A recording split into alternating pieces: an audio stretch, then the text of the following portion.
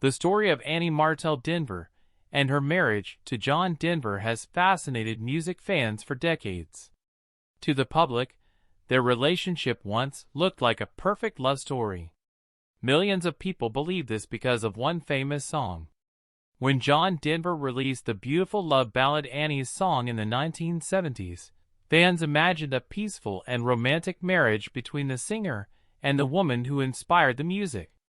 The song became one of the most beloved love songs ever written. Couples played it at weddings, and many listeners thought it reflected a perfect relationship full of happiness and devotion. But behind the scenes, the truth was much more complicated.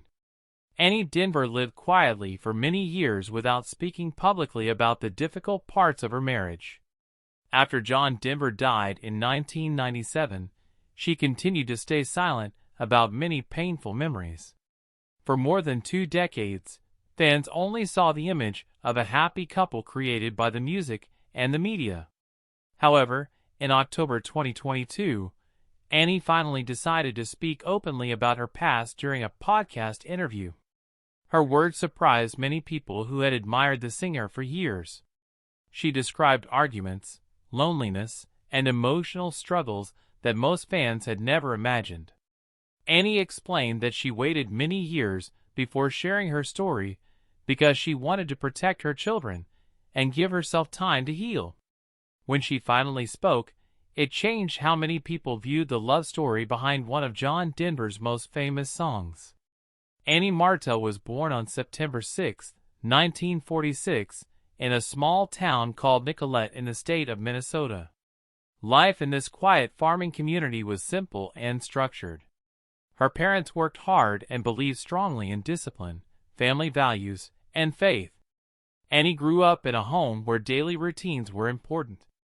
The family shared meals together, attended church regularly, and everyone had chores to complete. She grew up with several siblings, which meant the house was always busy and full of noise. Even though the home was lively, Annie often preferred calm moments. She was known as a quiet and thoughtful child who listened more than she spoke. When disagreements happened between family members, Annie usually tried to keep the peace rather than argue. These early experiences shaped her personality.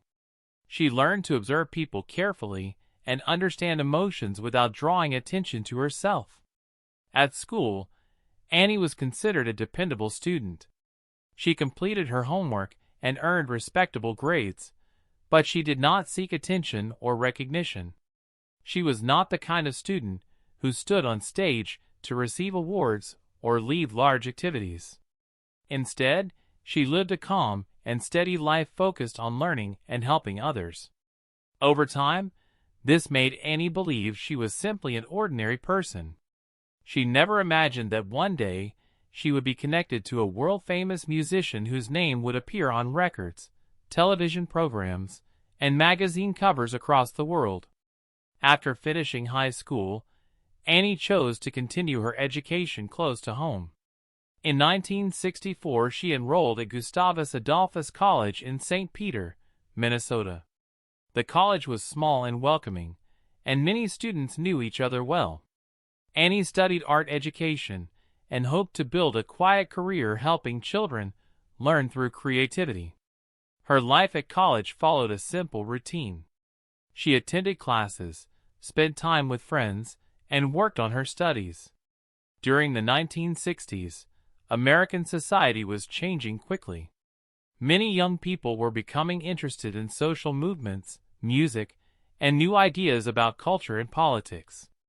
Folk music was especially popular among college students. Many campuses hosted performances where singers played acoustic guitars and wrote songs about love, peace, and social change. It was during this period that Annie first crossed paths with a young musician who would eventually become famous. At the time, he was known by his birth name, Henry John Deutschendorf Jr., although the world would later know him as John Denver. In 1966, he visited Annie's college as part of a performance with the folk group the Chad Mitchell Trio. Annie attended the show without expecting anything unusual to happen. She simply went to listen to music with other students.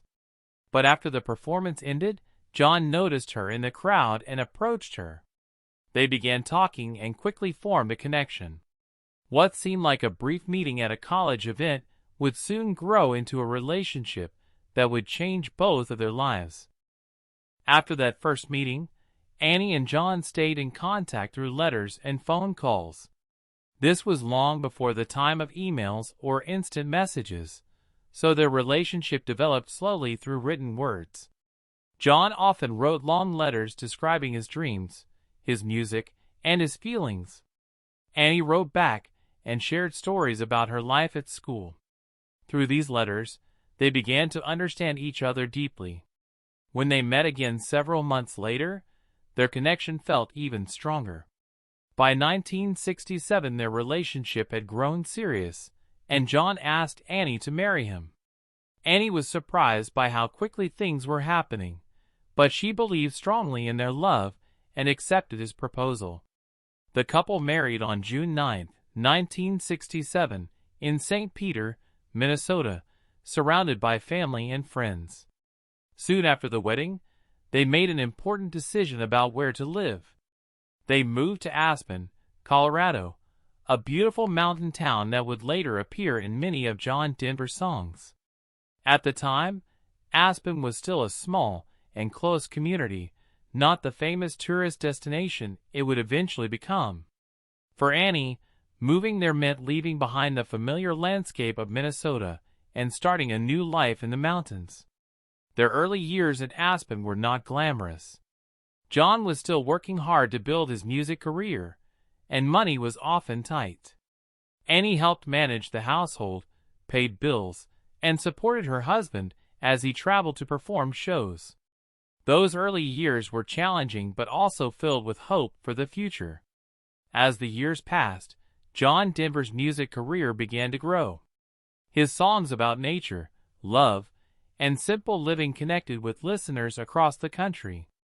By the early 1970s, he was becoming one of the most recognizable voices in American folk and country music. With fame came busy schedules and long tours. John traveled frequently to perform concerts and appear on television shows, while Annie often stayed in Aspen. During this time, Annie focused on creating a stable home. The couple hoped to have children, but faced difficulties starting a family. Eventually, they decided to adopt.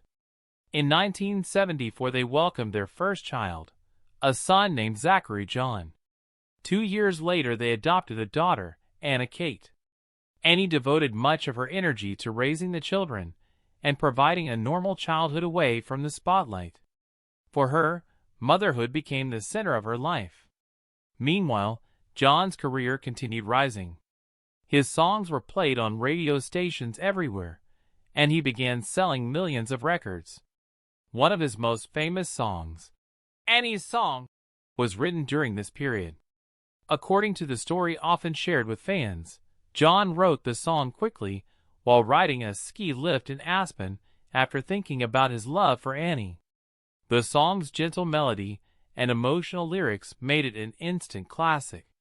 For listeners around the world, the song seemed to represent pure love and devotion.